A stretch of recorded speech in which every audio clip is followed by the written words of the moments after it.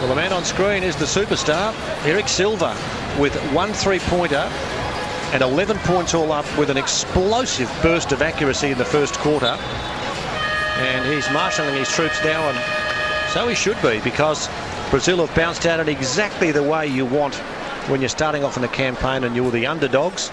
Get the jump on your more highly fancied opposition, and you never know. Well, Brazil have got a very tall team, but in points that means that they have a highly able team on the court.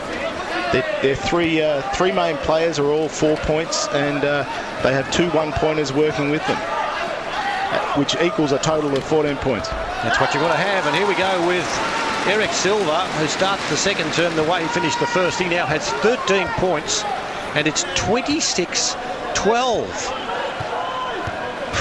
What do I say? Nothing.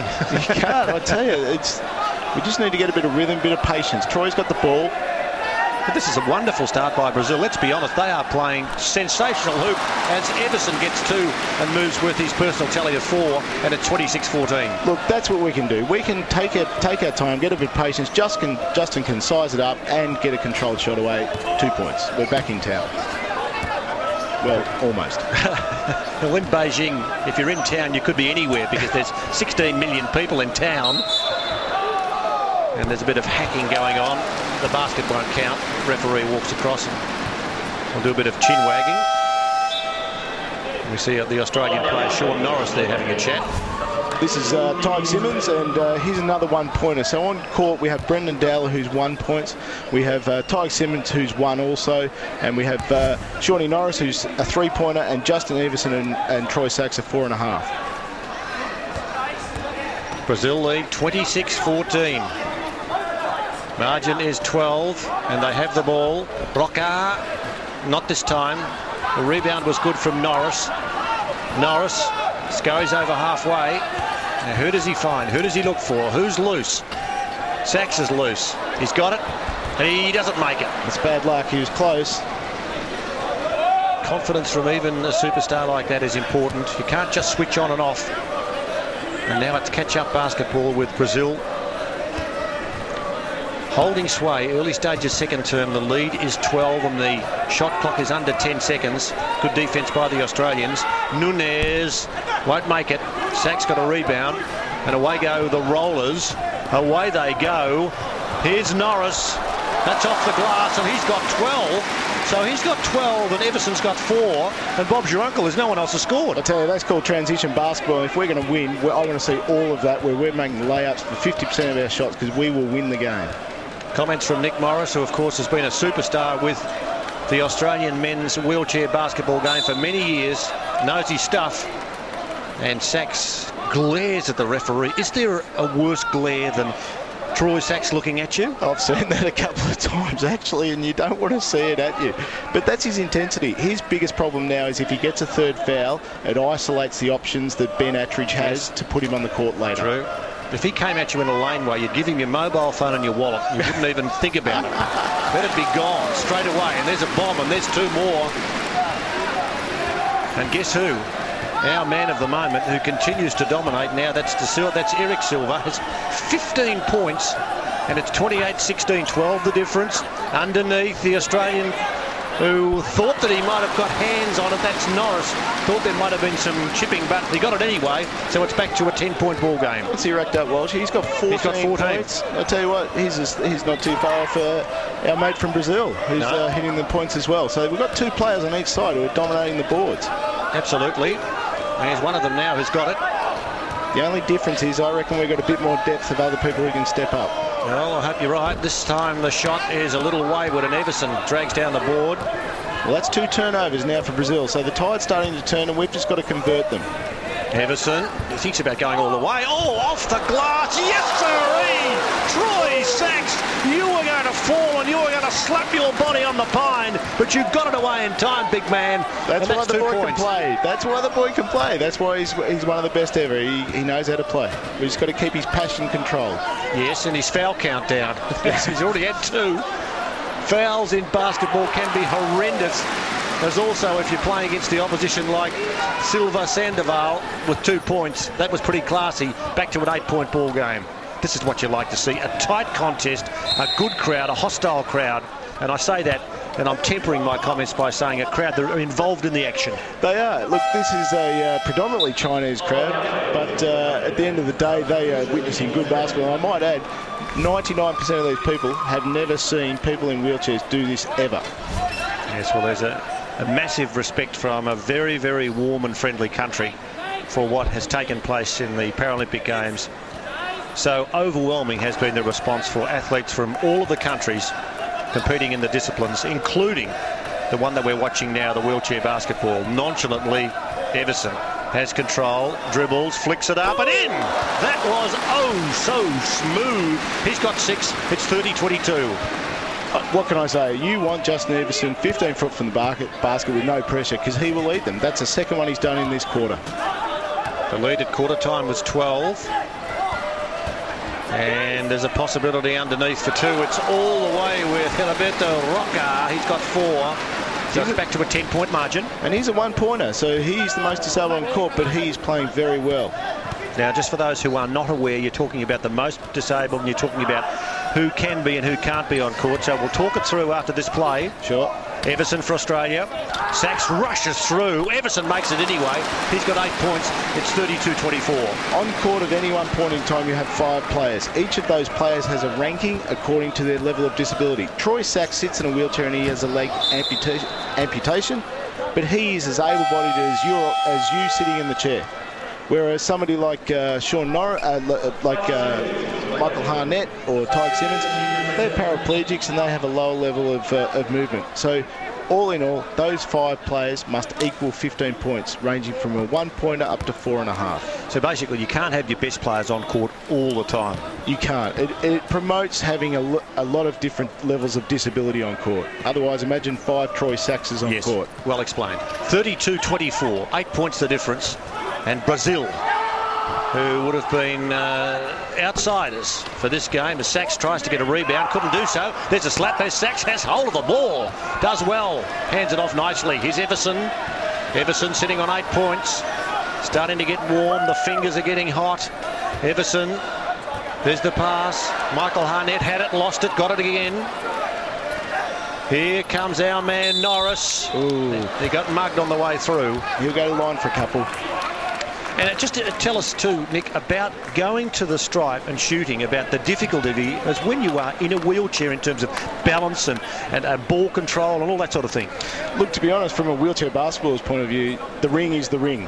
At the end of the day, these guys have trained for 4 years on the same ring. So to them, it's nothing different. They just do weight training and they're strong enough to do it. So the ring and the court are irrelevant. It's the opposition they're worried about, and they just do their business. And Shawnee Norris is probably a 70% shooter from the foul line, if not higher. Well, you've just put the moz on him, but I must admit you said that after he missed the first one. So let's see whether or not he gets 1 from 2. He does. So you've dug yourself out of a hole then. Well, given that he's hit 15 points, I tell you what, he's justifying his place in the team, isn't he? He is, absolutely. Both teams with 2 team fouls. But Troy Sachs sitting on a couple of personal fouls, and so is Norris, a couple of personal fouls too. That was bad luck for Troy. It's probably a silly foul. He didn't need to reach, but at the end of the day, that's his passion. That's what he does. He gives everything he's got, and that's why you have him on any team you'd care to name. And of course, because of that reaching foul that you can see, and Sachs glaring, he goes off. He's on 3 fouls. The Australians bring Ness back into play. 32-25, 7 the difference. A lot tighter than first anticipated, but a good game, and that's well played too. That was Hervado Lima, his first 2 points. And with 4 minutes of play remaining in the second period, it's a 9-point ball game. Here's our man Everson. Off he goes. Underneath. Ness just on. That won't make it. So the fingers waving then, anything at all to try and put the player off. And here's the 2-on-1 play. This should be money for Jam, and there's a foul. And the intentional foul was given there. When I say intentional, Michael Harnett realising it would have been an easy bucket, so at least putting some pressure on. Oh, look, you can't be unhappy with what he did then. He, at the end of the day, it could have been a 3-point play, but it wasn't. He now has to earn his money. Send him to the line. The only unfortunate thing is he's shooting a fantastic percentage. And well, there's a bit going on out there. I'll tell you what, there's a bit going on. I was surprised. I thought he was in the shooting motion, but He looked like he was. Just looking at Everson there, I think he was saying to Nunes, if I come over to Brazil, I'll find where you live. There's a little bit going on, which is good. Plenty of spirit. And now sport at the highest level. 3-point attempt. Missed it. And it'll be a favourite for Australia. Bounces out of court. 34-25, 9 points the difference. Brazil lead, 3.5 to go before the end of the second quarter. And Australia have changed the point structure now. We have 2 players who have 2 points each and a 1-pointer. So we've gone a slightly more mobile, even spread of points on the court. Of those 14 points, we now have 5 players that are sort of more evenly spread, so to speak. Brazil, can they cause an upset? Australia, can they start as would one anticipate in winning form as King has it now? Oh, that was hit and hope.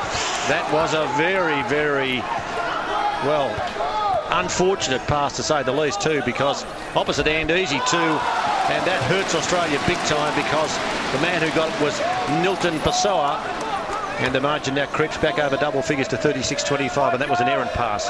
Yeah, absolutely. But look, that's nerves. That's King's first run for the tournament.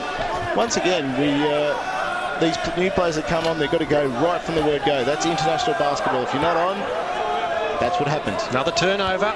Brazil take advantage of it. Hold the lead of 11 points. 2.5 to go before half-time. Brazil would be more than pleased at this first half performance. Lima, his pass is off to Silva. That's Eric Silva. Shot is in.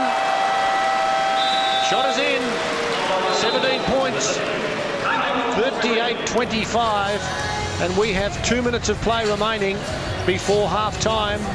And Brazil, 38, lead the Rollers 25 by 13 points. Well, if anyone who's watched soccer or football, I tell you what, Brazilian passion, and they've got the passion at the moment. They're shooting really well, and the Aussies have had turnovers. I don't think I'm overly concerned at this point because they have room to move. They're not hitting everything they're putting up by a long way, and they're hitting, and their shots are outside the key. I want to see them hitting layups, and that's what Brazil's done. They've got a good percentage of inside shots. And the star of the show has been number 6, Eric Silva, who's shot 17 points, whilst for Australia, Sean Norris has 15 and Justin Everson has 8. But one of the big stats that's going to hurt Australia now with not even half-time is Troy Sachs with 3 fouls. What that does is limits your options. All of a sudden, Ben's got to keep him in case they really need to get out there and hit a couple of big baskets or a couple of big plays. But instead of getting probably another 3 quarters out of him, you get maybe 1.5, and that limits his options. This is the National Indoor Stadium, and this is men's wheelchair basketball. And this is Brazil v Australia, and a mighty challenge for the Australians. A mighty challenge. I might just add, though, in 1996, when we won the gold medal, we lost the very first game of the tournament to Spain when Juan Antonio Samaranch decided to come into the stadium. But we proves you can lose one and go on. True. Did he play? No. Everson. He's got 10 points. 38-27. 11 points the difference. And as I look across to the sideline, we can see 2 of the rookies coming on to come and have a go and get some court time.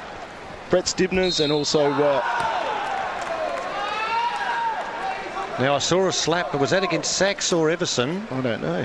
No, I just saw the hand come in, and I reckon it might be Sachs, you know. He's gone off anyway. Now, we might be able to pick it up there with... Oh, no, I think Everson's touched him with the fingers. So it's Everson, yes, with his first personal foul.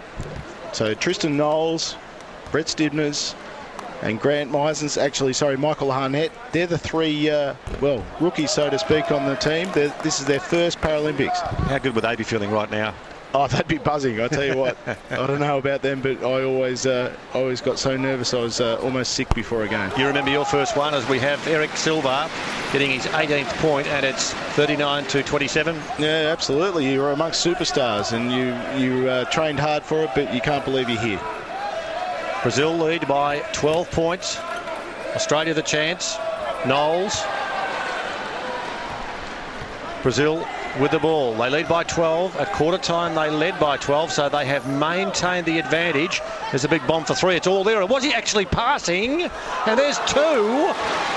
And that was most unusual because from here it actually looked as if number 8 there, Nunes, climbed out of the wheelchair.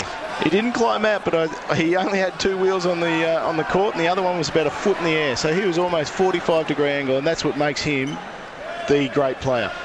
Well, he's got 11 points now, and the margin is 14, 27-41. Australia with the ball. Stivners. Pass was all right. The shot was not. First attempt, no, and there'll be a foul because Norris, in going up for the second attempt, was hacked, and we'll get the chance to try and close out this score somewhat because it's a very, very healthy lead to Brazil by 14, a minute to go before half-time. Yeah, absolutely. But once again, Sean Norris is doing the bulk of the work. We need to spread the load so that the focus is not just on him. But we have Tristan Knowles and Brett Stivners, and these are young guys with a fair bit of passion. Gee, that was a little bit short on that one, but we just need to get a good stop and a couple of baskets, and we've got a 4-point turnaround every time you do that. So 1 from 2, 16 points to the man who has produced the goods for Australia, but he's also on 2 fouls, and there's a lot of energy. You look at that Brazilian team, a lot of energy. You can see how they're confident, how they feel really good about what's happening.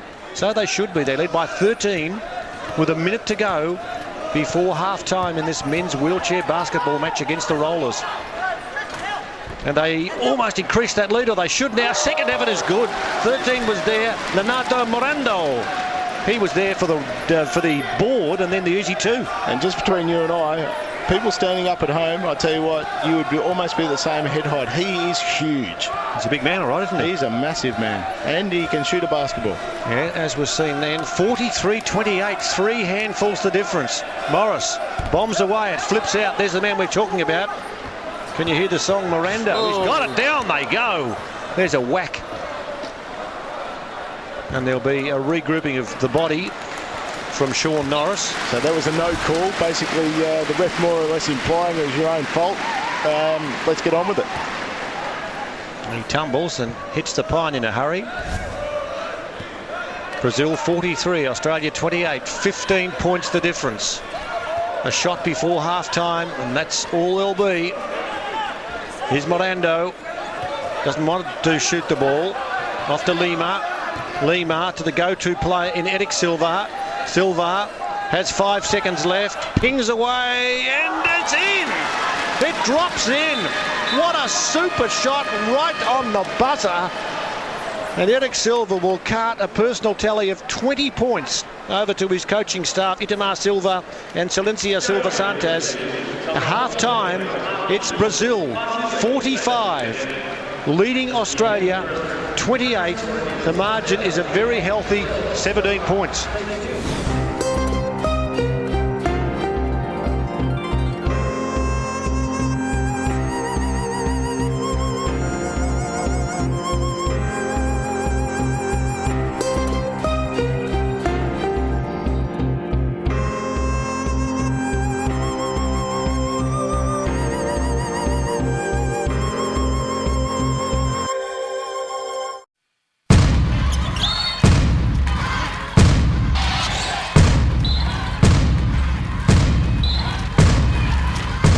The WNBL 2008 season starts Friday, October 3, ABC 2. In Ballykiss Angel, nothing is as it seems. He's on the beach? I'm not on the beach! I'm in it! Series 5 of this heartwarming drama out now on DVD. What do you want to do? Just want to be with you. Also available, Series 1 of Born and Bred. I could really make a difference here, Deborah. It's the 1950s and times are changing. There's more than one way to skin a cat, lad. Uplifting dramas from the BBC. Ballykiss Angel and Born and Bred from ABC shops, centres, retailers and online. Blue water, white sandy beaches, palm trees. What could be more idyllic? What time is it? 10 to 5. All right, okay. But can this free-spirited Australian survive the rigid Tongan cultural rules? No match! No match! That's it. You've shamed the family for the rest of your life. The same stories are going to be told about how you went to Tonga and you stuffed it up. Family Footsteps, Thursday 8:30, ABC One. Tomorrow night on ABC One at 8 o'clock, John McLean. Pure guts and determination. The amazing Aussie Paralympian giving it all for gold in Beijing. And at 8:30, how do conspiracy theories start and spread? Four Corners looks at 9/11 and separates fact from fiction with some amazing results. That's tomorrow.